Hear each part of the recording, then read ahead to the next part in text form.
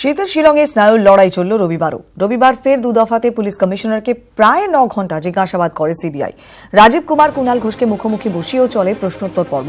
তবে এখানেই শেষ নয়, আজকে আবারও রাজীব এবং কুণালকে তলব করেছে সিবিআই।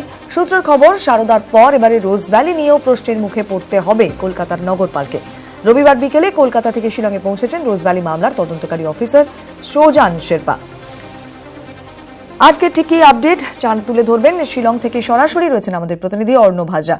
অর্ণব, আমরা দেখলাম গত পরশুর পর গতকালও লাগাতার জিজ্ঞাসাবাদ এবং কুণাল ঘোষ এবং আমাদের পুলিশ কমিশনার তাদেরকে মুখোমুখি বসিয়ে আজকে একটা জিজ্ঞাসাবাদের পর্ব সারা হয়েছে। আজকে আবারও তাদের তলব করা হয়েছে। এখনো পর্যন্ত আজকের বিষয়ে কি কি আপডেট রয়েছে?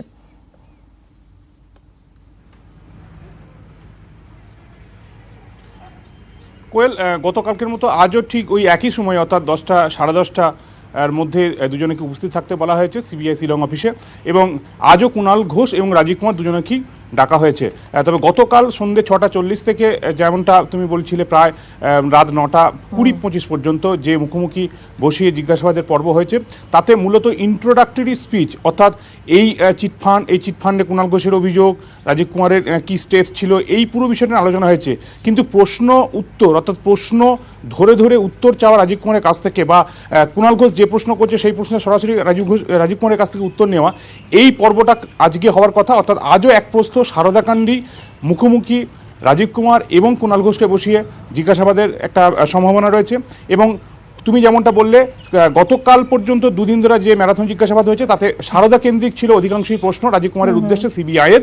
আজকে সারদার পরে রোজভ্যালি আসছে, এবং রোজভ্যালির ইতিমধ্যে গতকাল সন্ধ্যেতে যিনি তদন্তকারী অফিসার তিনি এসে পৌঁছেছেন। আজকে যেটা জানতে পারছি সিবিআই সূত্রে, যে কয়েকজন পুলিশ সুপার পদমর্যাদার রোজভ্যালির যিনি আধিকারিক রয়েছেন, সিবিআই আধিকারিক রয়েছেন, যারা এই গোটা তদন্তটা কন্ডাক্ট করছেন। মূলত যেহেতু রোজভ্যালির রেগুলার কেসটা সিবিআই স্টার্ট করেছে ওড়িশাতে, সেই সিবিআই আধিকারিকরা আজকে আসার কথা রয়েছে। এবং এই আধিকারিকরা আসার পর যে স্পেশাল দশ রয়েছে, স্পেশাল দশের সাথে এই আধিকারিকরা মিলে কিন্তু রোজভ্যালি কাণ্ডে প্রশ্ন করা হবে রাজীব কুমারকে, এমনটা কিন্তু আমরা জানতে পারছি।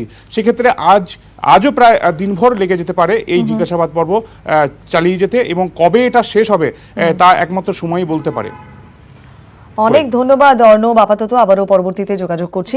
কথা বললাম শিলং থেকে আমাদের প্রতিনিধি অর্ণব হাজরার সঙ্গে। আজকে আবারও গতকালকের মতো সেই একই সময় 10:30টার মধ্যে কুণাল ঘোষ এবং রাজীব কুমার তাদেরকে পৌঁছতে বলা হয়েছে সিবিআই দপ্তরে। এবং এখনো পর্যন্ত যেটা আমরা জানতে পারছি, আমাদের প্রতিনিধি যেমনটা জানালেন, আজকে সারদার পাশাপাশি রোজ ভ্যালি মামলা নিয়েও হয়তো সেক্ষেত্রে তাদের জিজ্ঞাসাবাদ করা হতে পারে, কারণ মামলার তদন্তকারী অফিসার সোজান শেরপা তিনি নিজে পৌঁছে গিয়েছেন শিলংয়ে।